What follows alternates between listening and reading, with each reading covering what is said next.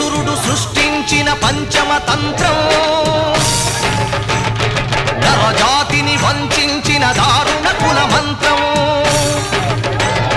నరకబడిన శంభూకుని శిరం సాక్షిగా తెగిపడిన ఏకలవ్య బొటన వేలు సాక్షిగా నూతన జీవుల మన దీనగతం